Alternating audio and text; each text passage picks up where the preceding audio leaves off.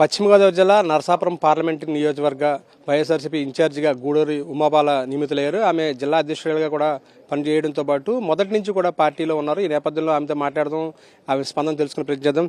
Madam, మీకు ఆ పార్టీలో అవకాశం రావడం ద్వారా ఎలా అనిపిస్తుంది? అదేవిధంగా పార్టీ కేడర్ నుంచి ఎటువంటి రెస్పాన్స్ మీకు లభించింది? అసలు ముందుగా మరి ఈ నరసాపురం పార్లమెంట్ స్థానాన్ని ఒక సామాన్య మహిళ అయిన గూడూరు ఉమాబాలని నాకు కేటాయించిన జగన్మోహన్ రెడ్డి గారికి హృదయపూర్వకంగా కృతజ్ఞతలు తెలియజేసుకుంటాను. నేను మొదటి నుంచి కూడా నరసాపురం పార్లమెంటుకే ఆ జిల్లాకి మహిళా అధ్యక్షురాలుగా పార్టీ ఫార్మేషన్ ముందు నుంచి పార్టీ కార్యకర్తగా జగన్మోహన్ రెడ్డి గారి వెనక నడవడం జరిగింది. నేను కొత్తగా అందరికీ పరిచయం చేసుకోవాల్సిన అవసరం లేదు. లోకల్గా అన్ని కాన్స్టిట్యున్సీలో అందరు ఎమ్మెల్యే అభ్యర్థులతో కూడా నేను ప్రతి కార్యక్రమంలో పాల్గొనడం జరగడంతో నాలాంటి ఎప్పటి నుంచో ఆయన నమ్ముకున్న వ్యక్తికి ఒక సామాన్య మహిళకి కేటాయించడం, అందులో ఎంతో ప్రతిష్టాత్మకమైన నరసాపురం పార్లమెంట్ గతంలో ఎప్పుడూ బడా పారిశ్రామికవేత్తలకి ఆర్థికంగా బలమైన వాళ్ళకి కేటాయించారో తప్పించి జగన్మోహన్ రెడ్డి గారు తీసుకున్న ఈ చారిత్రాత్మక నిర్ణయాన్ని ప్రతి ఒక్కళ్ళు హర్షిస్తున్నారు. అందరూ కూడా ఇంతకాలం ఆయన నమ్ముకున్నందుకు మిమ్మల్ని ఈ స్థానంలో పెట్టారని చెప్పి చాలా నేను సంతోషించడం కాదు, నాకు ఇచ్చినందుకు అన్ని నియోజకవర్గాల్లో పార్లమెంట్ స్థాయిలో అందరూ సంతోషపడుతున్నందుకు నేను చాలా ఆనందంగా ఉన్నాను. మేడం, ఈరోజు ప్రజల నుంచి ఎటువంటి స్పందన లభిస్తుంది? మీకు ఆ పార్లమెంట్ ఇన్ఛార్జ్ ఇచ్చిన తర్వాత ప్రజల్లోకి వెళ్ళడం జరిగిందా? ఎలా ఉంది మీకు అసలు రెస్పాన్స్? నేను 2 రోజుల క్రితం ఆచంట నియోజకవర్గంలో జరుగుతున్న ఆసరా కార్యక్రమంలో పాల్గొనడం జరిగింది. నిన్న ఉండి నియోజకవర్గం, పాలకొల్లు నియోజకవర్గాల్లో ఆసరా కార్యక్రమంలో పాల్గొనడం జరిగింది.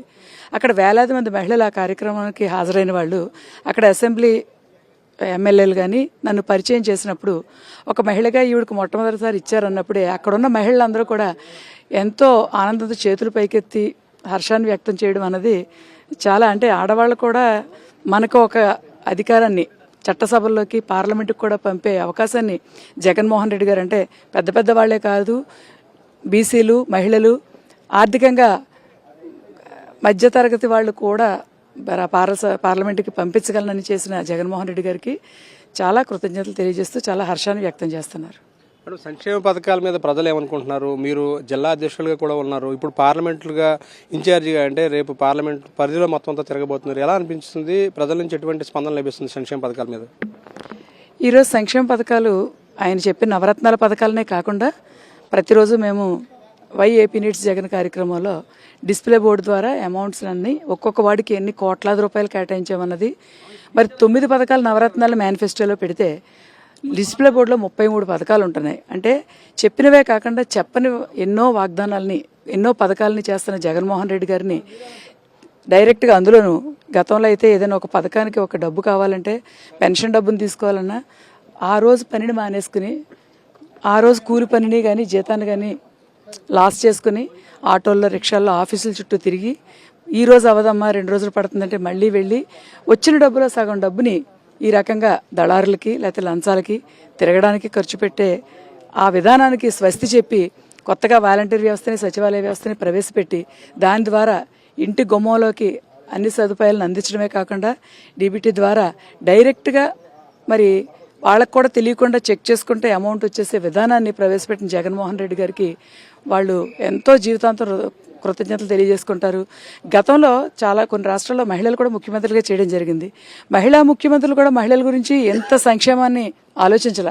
మొట్టమొదటిగా జగన్మోహన్ రెడ్డి గారు ప్రతి ఇంటిలో మహిళ ఆనందంగా ఉంటే ఆ కుటుంబం బాగుంటుంది, ఆర్థికంగా ఒక భరోసా ఉంటే వాళ్ళు కుటుంబాన్ని ముందుకు తీసుకెళ్తారన్న ఉద్దేశంతో మహిళా సంక్షేమానికి ప్రధాన పీట వేశారు. దాంతో ప్రజలంతా కూడా, మహిళలంతా కూడా ఆయన వెనుక ఉండి ఈ సంక్షేమ పథకాలే ఈ రేపు రాబోయే రోజుల్లో ఎమ్మెల్యేలు కానీ ఎంపీలు కానీ జగన్మోహన్ రెడ్డి గారిని పీఠం అధిరోహించే విధంగా చేస్తాయని బలంగా చెప్తాను. మేడం, చివరిగా చెప్పండి, జనసేన టీడీపీ పొత్తు వల్ల మీకు ఎటువంటి ఇబ్బంది ఉండదా? ఉంటుందనుకుంటున్నారా? ఎలా ఉంది అసలు? ఇందులో విడివిడిగా రాకపోవడం అంటేనే వాళ్ళు బలంగా లేమని వాళ్ళు డైరెక్ట్గా ఒప్పుకున్నట్లు లెక్క. జగన్మోహన్ రెడ్డి గారు చాలా బలంగా ఉన్నారు, ఆయన్ని ఎదుర్కోలేం కాబట్టే ఇద్దరు ఇంకెవరిని కలిస్తే ముగ్గురిని కలుపుకుందామని కలుపుకుంటూ వస్తున్నారు. వాళ్ళకి కావాల్సింది ఏంటంటే మేము పలానా సంక్షేమం చేద్దాం, జగన్మోహన్ రెడ్డి గారిని చూసి కాపీ కొట్టడం తప్పించి, ఇప్పుడు రాజశేఖర రెడ్డి గారు పాదయాత్ర చేశారు, ముఖ్యమంత్రి అయ్యారు, జగన్మోహన్ రెడ్డి గారు పాదయాత్ర చేశారు, ముఖ్యమంత్రి అయ్యారు.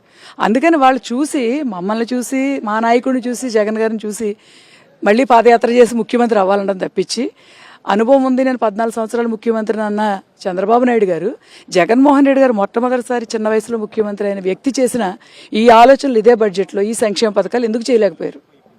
ఒక ఆలోచన విధానం, నా కుటుంబంతో పాటు రాష్ట్రంలోని అన్ని కుటుంబాలు సుఖంగా ఉండాలన్న ఆ ఉన్నతమైన మనసు, అంతేకాకుండా సంక్షేమ పథకాలను కూడా నాకు చేసిన వాళ్ళు నా పార్టీలో వాళ్ళకే చెయ్యాలి అనేది కాకుండా మొట్టమొదటిసారిగా ఏ పార్టీ వారైనా ఎవరైనా, ఆఖరికి చంద్రబాబు నాయుడు గారి డ్రైవర్ అయినా, ఇంట్లో పనిచేసే మనిషి అయినా అర్హత ఉంటే ఇతర పార్టీల్లో వాళ్ళు కూడా అర్హతే ప్రాధాన్యంగా తీసుకుని కుల మతాలకు అతీతంగా, పార్టీలకు అతీతంగా ప్రతి సంక్షేమ పథకాన్ని ఇస్తున్న ఘనత జగన్మోహన్ రెడ్డి గారి. అదే ఆయన బలం, అదే ప్రతిపక్షాల భయం. ఇప్పుడు మీకు మీ పార్లమెంట్ పరిధిలో ఎలా ఉండబోతుంది ముఖ చిత్రం? మా పార్లమెంటు పరిధిలో ఖచ్చితంగా మేము బలంగా ఉన్నాం. ఎవరు ఎన్ని పన్నాగాలు పన్ని ఎంత బలపడదాం అనుకున్నా కూడా మమ్మల్ని బలహీనపరచలేరు. ఓకే, మొత్తంగా చూస్తే కనుక ప్రజల్లోకి మేము ఇప్పటికే ఎప్పటి నుంచో ఉన్నాము. ముఖ్యమంత్రి వైఎస్ జగన్మోహన్ రెడ్డి చేస్తున్న సంక్షేమ పథకాలని చూసి మాకు మళ్ళీ అధికారం ఇస్తారు. ఈ నేపథ్యంలోనే మళ్ళీ ముఖ్యమంత్రిగా జగన్మోహన్ రెడ్డి అధిరోహిస్తారు. అదేవిధంగా ప్రతిపక్షాలు అంటే అటు చంద్రబాబు నాయుడు కావచ్చు, అదేవిధంగా ఇతర జనసేన పార్టీ కావచ్చు, ఏమాత్రం కూడా బలంగా లేవు. ఆ పార్టీలు బలహీనంగా ఉండడం వల్లే ఐక్యంగా కలిసి రావడానికి పొత్తుల కోసం వెంపర్లాడుతున్నాయి అనేది నరసాపురం పార్లమెంట్ ఇన్ఛార్జ్ గూడూరు ఉమాబాలు చెప్తున్నారు. మరోవైపున వచ్చే ఎన్నికల్లో వైఎస్ఆర్సీపీ మరోసారి ఘన విజయం సాధిస్తుందని కూడా చెప్తున్నారు. వీడియో జర్నలిస్ట్ యువత కలిసి నాయకరావు, సాక్షి టీవీ, విజయవాడ.